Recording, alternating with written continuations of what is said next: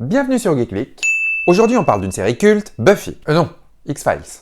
Série emblématique des années 90 s'étalant sur 11 saisons et 2 films, X-Files suit les enquêtes des agents Mulder et Scully dans le domaine du paranormal. Lui est un adepte du complot gouvernemental, elle, une scientifique rationnelle jusqu'au bout des ongles. En plus de jouer sur cette dualité une bonne partie de son existence, la série a surtout la particularité de respecter deux formats distincts. Les épisodes dits stand-alone, qui traitent d'une affaire non classée en particulier, et les épisodes dits mythologiques, formant une intrigue principale à base de conspirations extraterrestres. Et jamais le fantastique n'a été aussi bien représenté à la télévision de l'époque. Très vite, le show se démarque par la qualité de ses intrigues, ses ambiances en clair-obscur, et surtout quelques enquêtes marquantes dignes de vrais films d'horreur. Que ce soit l'épisode Compression et son assassin mangeur de foie dans la première saison, l'hôte et son homme douve qui hante les égouts en saison 2, l'épisode Les Caloussari et sa séance d'exorcisme glaçante, la meute et sa famille consanguine en saison 4. Oui bon, les exemples sont légion, la série mettant un point d'honneur à ancrer le plus possible le surnaturel dans notre réel. Côté mythologie, les 4 premières saisons suivent une pente ascendante fascinante, dévoilant peu à peu les secrets de la fameuse conspiration visant à cacher l'existence des extraterrestres au monde entier. X-Files marque ainsi toute une génération, fidélisant un public prêt à suivre tous ces mystères, mais cela ne va pas sans risque.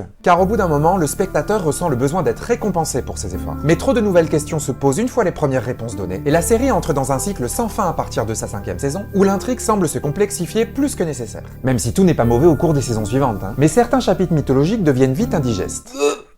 X-Files aurait-elle pris trop l'habitude de rester dans le flou? Ne saurait-elle plus comment conclure ses arcs? Je sais pas, continue. Au fil du temps, les enquêtes en parallèle deviennent également plus inexplicables les unes les autres, si bien que le spectateur ne se raccroche plus au réel et perd la connexion. Quelques pépites sont tout de même à noter, comme le fameux Détour et ses hommes caméléons errant dans les bois en saison 5, ou encore l'épisode Poursuite et sa course contre la montre survivaliste en saison 6. Le faux documentaire Peur Bleue fait également le job, Mulder et Scully traquant une créature métamorphe sous l'œil des caméras d'un show télé. Je l'ai bien aimé celui-là. Le départ de David Duchovny en saison 8 n'arrange pourtant pas les choses, même si le personnage de Scully trouve un nouveau souffle auprès de son remplaçant l'agent Doggett, interprété par Robert Patrick. Mais l'alchimie n'est plus la même, et le show nous quitte en 2002 avec un double épisode en mode best-of mythologique, pas mal mais sans plus. 2 films inégaux plus tard, X-Files revient en 2016 pour une courte saison 10, puis une saison 11 en 2018. Est-ce que c'était vraiment nécessaire?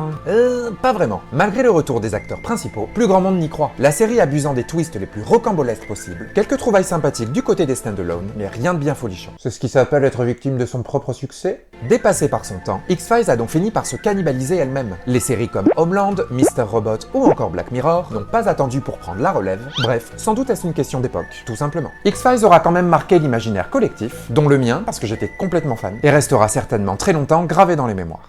Merci à tous, j'espère que ça vous a plu. Quant à moi, je vous dis à bientôt.